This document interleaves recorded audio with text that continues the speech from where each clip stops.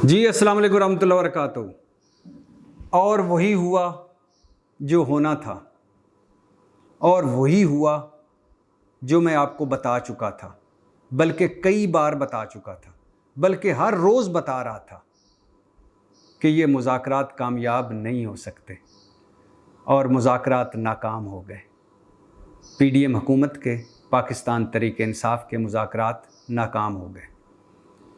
मुझे पता था कि ये मुज़ाकरात नाकाम होंगे, क्योंकि अगर पीडीएम हुकूमत ने मुज़ाकरात करके इलेक्शन की तरफ जाना होता तो ये पिछले 6 महीने से जो ये कौम और मुल्क बुरहान दर बुरहान में है, बदतरीन आइनी बुरहान, बदतरीन अदालती बुरहान, बदतरीन सियासी बुरहान और बदतरीन सुप्रीम कोर्ट में तकसीम, ये कभी नौबत यहाँ तक ना पहुँचती। पीडीएम हुकूमत इलेक्शन के हवाले से पहले दिन से बदनीयत है, इलेक्शन नहीं करवाना चाहती। और ये मैं वजह भी बता चुका हूँ कि इलेक्शन तब होंगे जब नवाज शरीफ वापस आ चुके होंगे, जब इमरान खान जेल जा चुके होंगे या नाअहल हो चुके होंगे, जब पाकिस्तान तहरीक इंसाफ टूट चुकी होगी या कमज़ोर हो चुकी होगी, और जब पीडीएम वाले मकबूल होंगे, इमरान खान की मकबूलियत कम हो चुकी होगी। अब ये तो क़यामत तक शायद ना हो कि पीडीएम मकबूल हो जाए और इमरान खान गैर मकबूल हो जाए, ये तो होता नज़र नहीं आ रहा, कल का कोई पता नहीं, लेकिन ये मुझे होता नज़र नहीं आ रहा। लेकिन पीडीएम वाले कभी नहीं इलेक्शन करवाएंगे। 14 मई को तो हो ही नहीं सकते, जब और 8 अक्टूबर को भी मुश्किल है। वो जैसे ख्वाजा आसफ ने कहा है, सारा रोला सितंबर का है, क्योंकि सितंबर में चीफ़ जस्टिस की रिटायरमेंट है और उसके बाद पीडीएम का एक नया खेल है। वो ये खेल कि वो उस खेल की ये मनसूबाबंदी कर चुके हैं। मुझे अल्लाह करे कि ऐसा ना हो, और हो सकता है ऐसा ना हो, लेकिन इस वक्त के हालात देखकर मुझे लग रहा है कि 8 अक्टूबर को भी इलेक्शन नहीं होंगे। तो 3 अदवार हुए, 3 दौर हुए मुज़ाकरात के, पीडीएम के और पाकिस्तान तहरीक इंसाफ के। मुल्क में इंतखाबात एक दिन कराने में इत्तफ़ाक़ हो गया, इंतखाबी नताइज तस्लीम करने में इत्तफ़ाक़ हो गया। वैसे तो पाकिस्तान में कभी भी जो हारता है, कोई भी हो, उसने इंतखाबी नताइज तस्लीम नहीं किए, लेकिन चलो कागज़ों पर इत्तफ़ाक़ हो गया। लेकिन जो असल रोला था, असल मुद्दा था, असल पॉइंट था, वो था इंतखाबात कब होंगे, मतलब इंतखाबात की तारीख़। इस पर पहले दिन से डेडलॉक था और आखिरी दिन तक डेडलॉक रहा। पाकिस्तान तहरीक इंसाफ ने कहा कि जुलाई में आप कौमी असम्बली तोड़ दें, यानी हुक्मरान इत्तेहाद को कहा, और इलेक्शन की तरफ चले जाएं, और फिर पूरे मुल्क में तमाम सूबों के और कौमी असम्बली के इलेक्शन हो जाएं। पीडीएम वालों ने कहा कि 12 अगस्त गालबन उनकी आखिरी डेट है सुप्रीम कोर्ट की मुद्दत की, 5 साल मुद्दत की। उन्होंने कहा कि 11 अक्टूबर को भी नहीं तोड़ेंगे, कौमी असम्बली अपनी मुद्दत पूरी करेगी। उसके बाद असम्बलियाँ तहलील होंगी और निगरान हुकूमत बनेंगी। और फिर पाकिस्तान तहरीक इंसाफ ने कहा कोई दरमियान का रास्ता निकाल लें, अगर मई नहीं, जून नहीं, जुलाई, अगस्त, कोई थोड़ा सा पहले आ जाएं, थोड़ा सा पहले आके हम इंतखाबात की डेट रख लेते हैं कि इस डेट को सारे इंतखाबात होंगे। पीडीएम वालों ने इनकार कर दिया।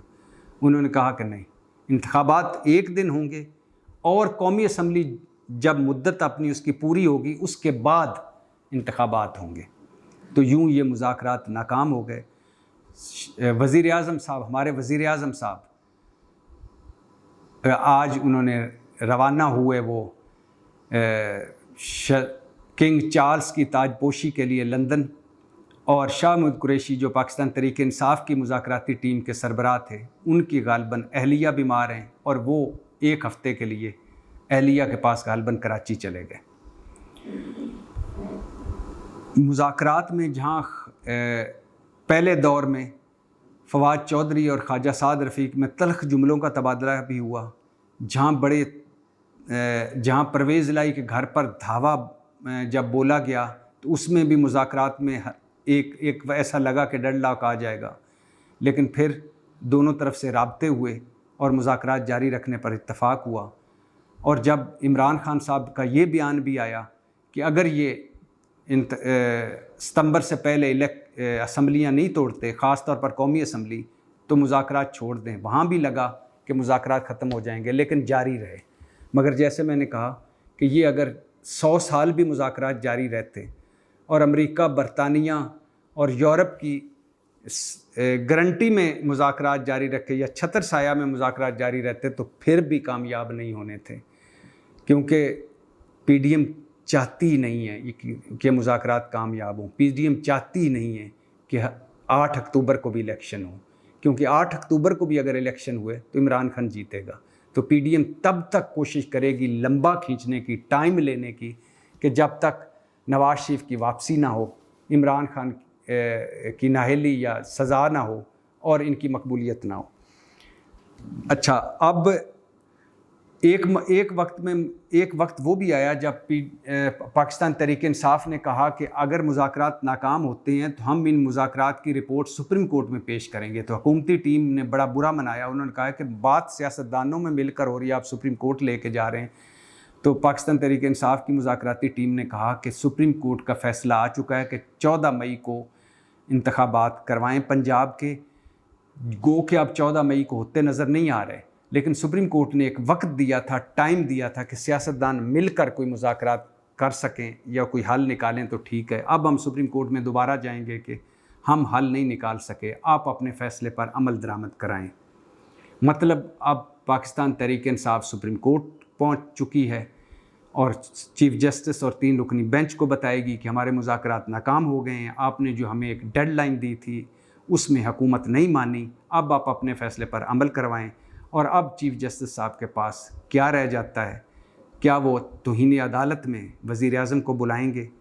क्या तौहीन अदालत लगाएंगे? क्या हुकूमत तौहीन अदालत मानेगी? क्या सुप्रीम कोर्ट का आर्डर माना जाएगा? क्या सुप्रीम कोर्ट कोई दरमियानी रास्ता निकाल के कहेगी कि अच्छा 8 अक्टूबर को करवा लें? क्या सुप्रीम कोर्ट कोई ऐसा रास्ता देगी कि दोनों पार्टियां खुश हो जाएंगी? या ये सुप्रीम कोर्ट और हुकूमत की लड़ाई आखिरी हदों को छूने लगेगी अगले 2-4 दिनों में? अगले 2-4 दिन बड़े अहम हैं। दूसरा, इलेक्शन होना। मैंने जैसे कहा ना, 14 मई को तो इलेक्शन नहीं होते, लेकिन मुझे नहीं लगता कि 8 अक्टूबर को भी इलेक्शन हो। कम अज़ कम 1 साल ये चाहेंगे कि हम इक़्तिदार में रहें। एहसन इकबाल कह चुकी हैं 1 साल हमें मिलना चाहिए। मौलाना साहब कह चुकी हैं कि 1 साल हमें भी मिलना चाहिए। PDM के सियासतदान सारों की अंदर की ख्वाहिश है कि 1 साल मिले, ताकि हम टाइम और ज़्यादा मिले हमें, ताकि हमारी जो दोनों हाथ खाली हैं, परफॉर्मेंस लेस और बयानिया लेस, कुछ हमारे हाथों में आए। तीसरी जो बात आपसे मैंने और आखिरी बात करनी थी वो है नवाज शरीफ साहब की वापसी। इस्लामाबाद में ऐसी खबरें सुनी जा रही हैं, अफवाहें, ऐसी सरगोशियाँ हैं कि नवाज शरीफ साहब की वापसी का सफ़र शुरू हो चुका है। मतलब नवाज शरीफ साहब के केसेस ख़त्म होने, नाअहली ख़त्म होने के हवाले से काम शुरू हो चुका है। और हो सकता है आप अगले महीने 1.5 महीने में, चंद हफ्तों में कोई बड़ा ब्रेक थ्रू देखें नवाज शरीफ साहब की के हवाले से, सज़ाएँ ख़त्म होने के हवाले से और उनकी नाअहली ख़त्म होने के हवाले से। ये इसमें हैरान ना हो। ये मेरा मुल्क जो है, ये आपका जो मुल्क है, जो हमारा मुल्क है, ये ताकतवरों का मुल्क है, ये पैसे वालों का मुल्क है, ये बाख्तियार लोगों का मुल्क है, ये हम गरीबों का मुल्क नहीं है। यहाँ ताकतवर, पैसे वाला, बाख्तियार जो होता है वो कानून से बालातर होता है, आइन से बालातर होता है और हर अदालत से बालातर होता है। उसके लिए कानून, आइन और अदालतों के फ़ैसले मोम होते हैं। वो मोम का वो जैसे होता है ना, मोम को जिस तरफ चाहे मोड़ लेना। ये मैंने कई मरतबा कह चुका हूँ कि ये मुल्क ज़रखेज़ चरागाह है तबका अशराफिया के लिए। तो लिहाजा नवाज शरीफ की वापसी पर हैरान ना हो, ये होना था। भला ये हमारी ज़िंदगियों में आखिरी मौका है जब पनामा लीक्स जैसी आएँ या 40 अरब पनामा लीक्स आए और कोई नवाज शरीफ नाअहल हो, 35-40 अरब का जाली अकाउंट्स, मनी लॉन्ड्रिंग केस आए और कोई जरदारी साहब पेशियाँ भुगते, या जेल जाए, और टीटी स्कैंडल आए तो कोई शहबाज शरीफ जेल जाए, ये अब आखिरी है। इसके बाद जो हाल इन्होंने अदलिया का कर दिया, आइन का कर दिया, कानून का कर दिया, और जिस तरह ये सिसिलियन माफिया और गॉड फादर हमला आवर हैं, मुझे नहीं लगता कि हमारी ज़िंदगियों में आगे कोई अदालत किसी ताकतवर, किसी बाख्तियार और किसी गॉड फादर, किसी सिसिलियन माफिया के किसी रुकन के ख़िलाफ़ भी कोई फ़ैसला दे सकेगी। तो आपको नवाज शरीफ की वापसी का सफ़र जो शुरू हुआ है वो मुबारक हो। पाकिस्तान जिंदाबाद।